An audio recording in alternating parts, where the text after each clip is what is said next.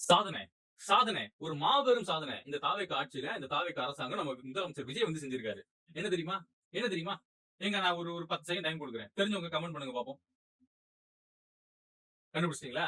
கண்டுபிடிச்சிருக்க மாட்டீங்க. ஏன்னா யாருக்குமே தெரியாம மறைமுகமா ஒரு சாதனை பண்ணியிருக்கு நம்ம தாவேக அரசாங்கம்.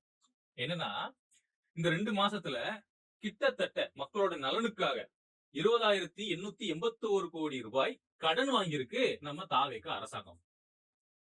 நம்ம தாவேக அரசாங்கம் 2 மாசத்துல 20,881 கோடி ரூபாய் கடன் வாங்கியிருக்கு.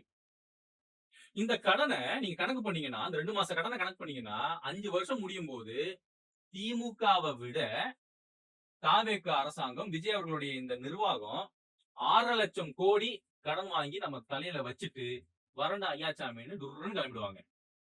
ஆதாரம் இல்லாம பேசல நம்ம. ஆதாரம் இல்லாம பேசல. சரியா? Indian audit and accounts department உடைய ஒரு வெப்சைட். அந்த வெப்சைட்ல இந்த தமிழ்நாடு அப்படின்ற இந்த கவர்மெண்ட் வந்ததுக்கு அப்புறம் 2 மாசத்துல எவ்வளவு கடன் வாங்கியிருக்காங்க அப்படிங்கறத மிக தெளிவா கொடுத்திருக்காங்க. மிக தெளிவா கொடுத்திருக்காங்க.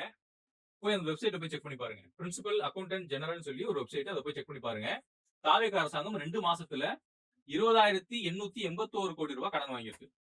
இவங்க இப்ப வாங்கின இந்த கடனையும் கடந்த 5 ஆண்டு ஆட்சியில திமுக வாங்கிய கடனையும் நீங்க ஒப்பிட்டு பாருங்க. செக் பண்ணி பாருங்க. அவங்க ஆட்சிக்கு வந்து 2 மாசத்துல எவ்வளவு வாங்கியிருக்காங்க, இவங்க ஆட்சிக்கு வந்து இந்த 2 மாசத்துல எவ்வளவு வாங்கியிருக்காங்க அப்படிங்கறத செக் பண்ணி பாருங்க.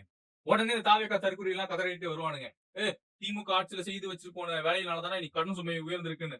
திமுக ஆட்சியில அவங்க செஞ்ச வேலையால கடன் சுமை உயர்ந்திருக்கு. கரெக்ட். ஆனா என்ன செஞ்சாங்கன்னு ஒரு கேள்வி இருக்கு. என்ன செஞ்சாங்க?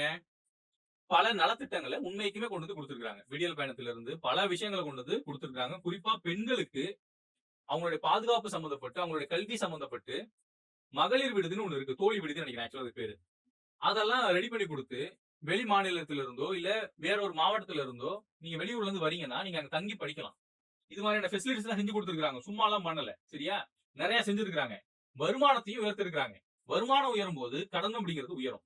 இப்ப நம்ம கேள்வி என்னன்னா, இந்த 2 மாசத்துல தாவேக அரசாங்கம் எந்த அளவுக்கு தமிழ்நாட்டினுடைய வருமானத்தை உயர்த்திருக்காங்க அப்படின்னு பார்த்தோம்னா கேள்விக்குறி. ஆனா எந்த அளவுக்கு கடனை வாங்கி வச்சிட்டு இருக்காங்கன்னு பார்த்தோம்னா 20,881 கோடி ரூபாய் கடன் வாங்கி வச்சிருக்காங்க. சரி, கடன் வாங்கியிருக்காங்க. இதன் மூலமா நலத்திட்டம் எதுவும் அறிவிச்சிருக்காங்கன்னு பார்த்தோம்னா 0.